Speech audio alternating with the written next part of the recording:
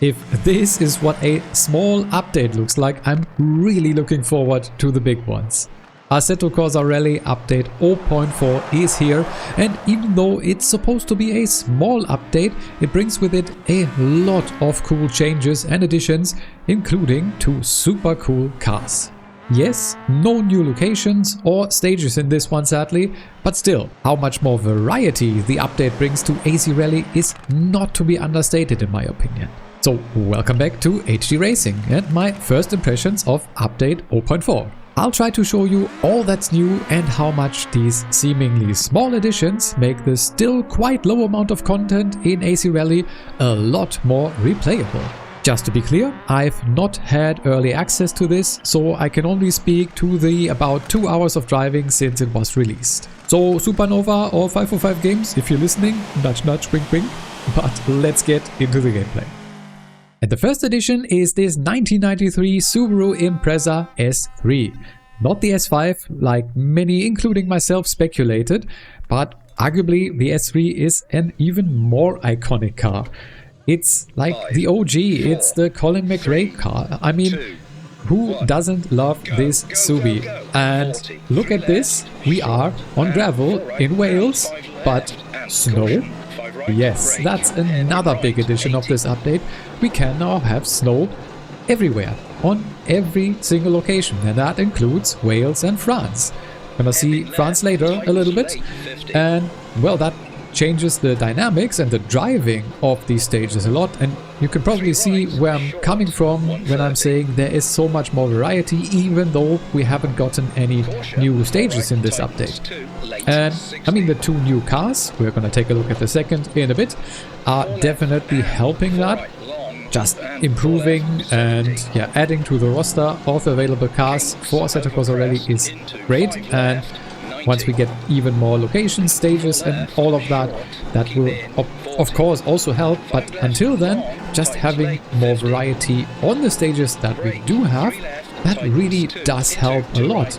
And this is not only visual, like we've come to expect from Assetto Corsa Rally, this changes the driving, and quite dramatically. You have to be a lot more careful, and this is only with, I think, 50% snow. You can go up to 100, and that means, well, it will be way more slippery. And I will hopefully be later on able to also make a comparison between what the driving is on wet gravel, dry gravel, and then also snowy gravel, because there is a difference. And for now, I can just say that driving feels great on this, and I already have fallen in love with the Subi, with the S3. It's just such an iconic car. And well, I think before I ramble on any longer, I'll let you listen in from both the cockpit and the outside perspective. Over crest 50. 6 left, very long, tightens, keep in, over crest, into, 4 left, long, brake, tight hairpin left.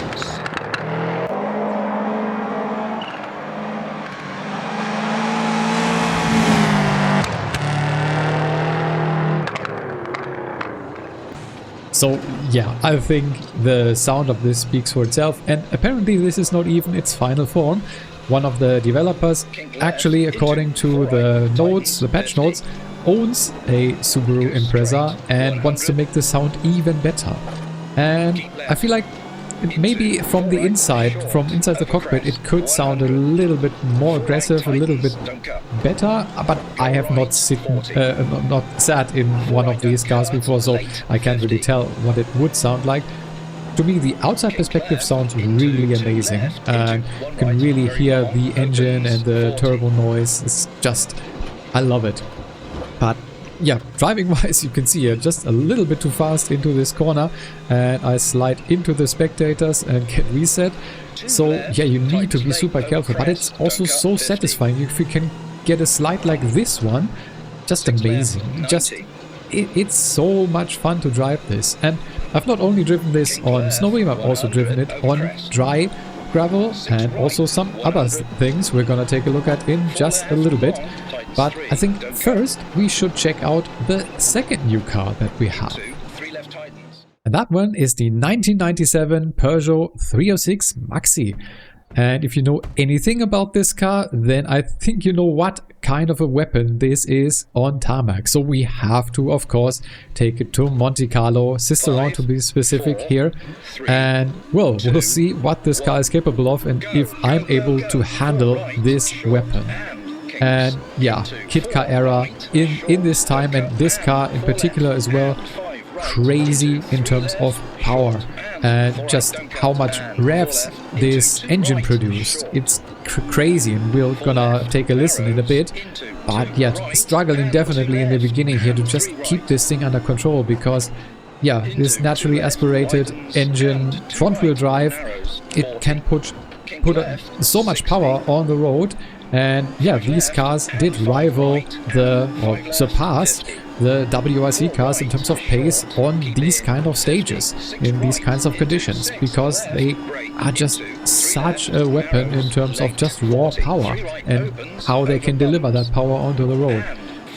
It's crazy, it really is. But yeah, I think I will, before I waffle on once again, let you listen in and just hear how this engine sounds here in Assetto Corsa Rally. 5 right, 130 over crest. 4 right, long, tightens, 80. 4 left, tightens, into.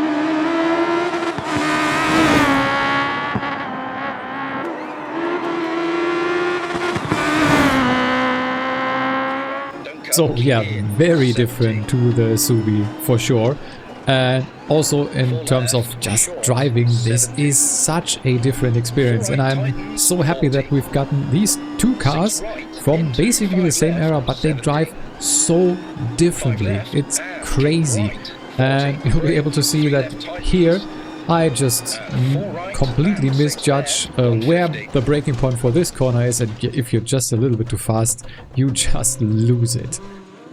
But since this car is such a weapon, I also did take it to the best conditions we can have in France as well, and to one of the fastest stages that there is. And especially this beginning section, you can just rip through these fast right and left-handers. It's crazy, but it still feels kind of difficult, and you really need to be careful. And yeah, just the handling of this, and especially also on brakes, it can be really, really tough. And well, then if you get to like more slow corners, you really need to be also very careful that you don't lift off the throttle completely, or at least not for long, because the throttle is what keeps you in a straight line in this car with the front wheel drive. It's kind of ridiculous, but at the same time super fun. As I said, so different from the Subaru, and I'm really liking both, even though I think I'm more of a all-wheel drive kind of guy, and I really enjoy driving all-wheel drive cars, especially also on gravel. But this kind of driving is also so interesting, and as I said, very different and really enjoyable. I think they did an awesome job of capturing what it would be like to drive a car like this in real life, on a real rally stage. And yeah, just in my opinion amazing. And not only that it is like these two new cars, as I said before, we also have more variety on the stages that we do have. So let's take a look at something else now. But actually, before we get to the very interesting stuff that, well, isn't what you usually see, I would say, let's also check out what the normal driving would be in the Subaru on gravel, because, well, that is something we haven't checked out before. We were on snowy gravel, and that definitely felt a lot more loose, a lot more slippery than you would normally have on a dry gravel surface like this. And, well, what's awesome in this run, I feel, is just once again the lighting conditions. I mean, very different to what we had in the beginning with the nice weather and snow on the gravel. It just is a completely different vibe, even though it's the same old stages. And yeah, driving the Subaru here on just a normal gravel stage, I could really then feel what the driving is, and I feel like for a four-wheel drive car, this is, I think, one of the more tough cars to handle. It doesn't have as much power as something like the Citroën Zara or the newer WRC cars, the WRC2 like the Hyundai and the Skoda Fabia, but I feel like this one is a lot of momentum-based driving. You really need to anticipate corners and really prepare for them, because it can really understeer quite a bit, but also you can definitely lose the rear if you're not careful. You really need to be quite intentional with how you set up for corners and how you position the car.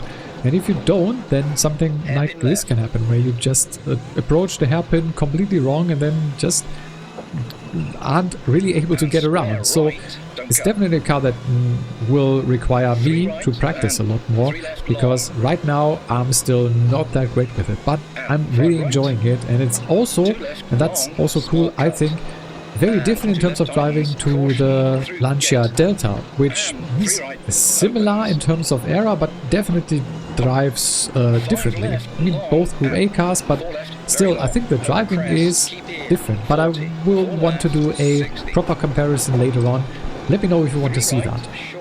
But now let's get to some of the more unusual stuff, because we are back in the Peugeot 306 and we are in Wales on gravel, which, I mean, this car is capable of driving on the surface, but it really isn't made for it. It was a weapon on tarmac, but on gravel is really, at least compared to the overdrive cars, at a big disadvantage, just because of the way that it can put the power down and, well, how much you'll be able to actually do proper slides around corners and stuff like that. So it's a very different driving experience to the Subaru and also to some of the other overdrive cars.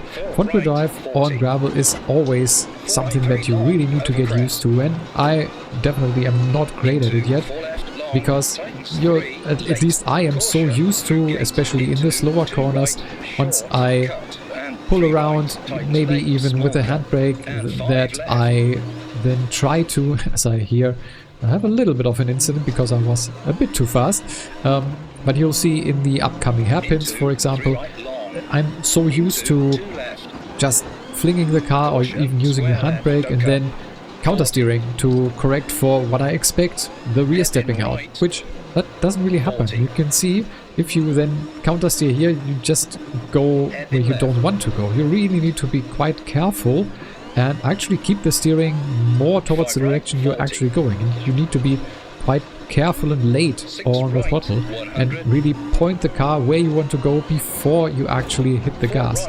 And that's very different to overdrive or even rear-wheel drive cars. And yeah, still, as I said, very much a different kind of experience. But this is not the only thing. I mean, you could even before experience front-wheel drive cars on gravel, not this kind of front-wheel drive with this much power. It's definitely a handful, I can tell you that. But what we also can do is now drive all kinds of different cars on snowy gravel, like we saw in the beginning, or on snowy tarmac, because well, we could do that before, but just in Monte Carlo, which are very particular stages and very narrow, and yeah, just a lot of tight and quite technical sections. But we also now have snow in France, and that is what we're driving now. This is with 100% snow on the road and a little bit of snowfall still ongoing. We are back in the Subaru and trying to figure out how to drive this, because, well, it is kind of similar to what we experienced in Monte Carlo with driving on complete snowy roads, but it still felt a bit different. But that might also be due to just physics changes, which are also in this update, as I tried to explore the beautiful winter forests in France here. Yeah, or maybe just a little bit too much speed and completely understeering of the road. You choose. But yeah, driving here is also super great, and that makes just the France stages alone a lot more varied and interesting to me, because you don't have to always be here in summer and just play with variety between dry and wet conditions, but you can now also have snowy conditions. And that, in addition to also having snowy gravel in Wales, just to me is so amazing and just, yeah, adds so much more variety to Assetto Corsa Rally, even if it didn't add any new stages. So that is what I meant in the beginning when I said the variety in this is just unparalleled, at least from looking just at what they added. And there still is a bunch of stuff that we haven't even looked at, like what are the physics changes actually doing, because there is some stuff in the patch notes in terms of tires, even though tire temperatures are still disabled and we still have the fixed tire conditions, but there are still some changes in the patch notes which I couldn't really feel out in this short amount of time. We haven't looked at rainy, so wet conditions at all, which were kind of difficult in the last update. So I really want to check out what that is like now, and if you want to see that, once again, leave me a comment. And then we also haven't checked out any of the old cars that were already in the game with the new conditions, or maybe just with how they changed them. There's a lot left still to discover, and also some news that we haven't even touched on yet. So, for example, Supernova Games have partnered with John Armstrong, a real-life rally driver. I think he's driving WRC now, used to be in Junior WRC if I remember correctly. And well, they're partnering with him giving feedback and hopefully helping them improve the physics and the handling of the game. He also, I think, has some experience with that because he had a similar role, I think, with EAWRC, if I remember correctly. So hopefully he'll be able to steer Assetto Corsa Rally in the more sim-focused direction like the developers are trying to do, and help them just get the game feel closer to real life. And then there's also the announcement of the FIA Esports Championship. I'll leave a link to that in the description. Basically, the FIA, who run the WRC, have partnered with Assetto Corsa Rally, which was quite surprising to me, and they are doing an esports competition already starting in May, I believe.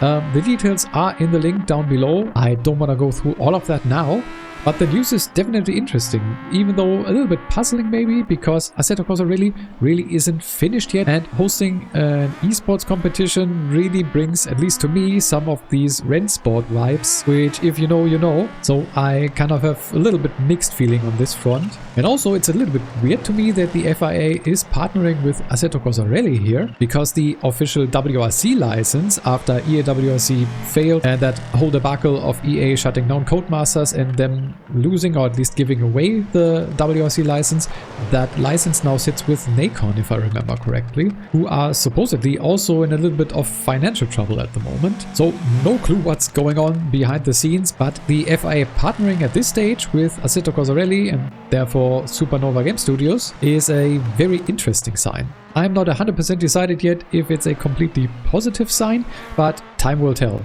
and we'll probably get a lot more details in the coming weeks and months. So that is all that I have for you for today. I hope that you enjoyed these first impressions and all the new stuff that has come to Assetto Corsa Rally in update 0.4. If you did, leave a like on the video and subscribe to the channel if you haven't already, and feel free to leave me a comment if you want to see anything specific, so specific car and stage combination with certain weather conditions, time of day and the like, and maybe I'll get something like a full run or a compilation of multiple runs, something like that, to you in a later video. But that's it from me for today. I've been HT, have an awesome day, thanks a lot for watching, and I will hopefully see you in the next one.